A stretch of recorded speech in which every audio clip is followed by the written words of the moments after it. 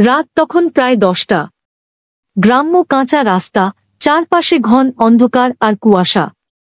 Tanmoy cycle চালিয়ে ফিরছিল, কিন্তু সেই রাত আর কোনোদিন ভুলতে পারেনি। ঝিঝি পোকার ডাক, বাতাসের শোঁ শোঁ শব্দ।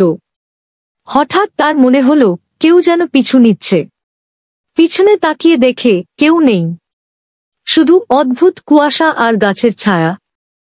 হঠাৎ শোঁ শোঁ শব্দ জোরালো হয়। ঠিক তখনই রাস্তার মাঝে এক বৃদ্ধা দাঁড়ানো, সাদা শাড়ি, মাথা নিচু। তিনি ধীরে ফিসফিস করে বললেন, আজ কেউ ফিরবে না।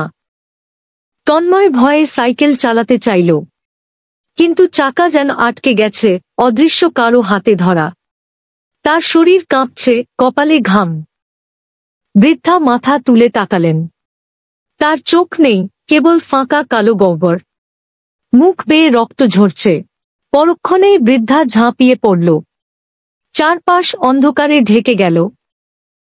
পরদিন সকালে গ্রামের মানুষ সেই রাস্তায় তন্ময়ের সাইকেল খুঁজে পেল, কিন্তু তন্ময় আর কখনোই ফিরল না। আজও রাত হলে সেই কাঁচা রাস্তা কেউ একা হাঁটে না, কারণ শোনা যায় বৃদ্ধার ফিসফিসানি এখনো ভেসে আসে, আজ কেউ ফিরবে না।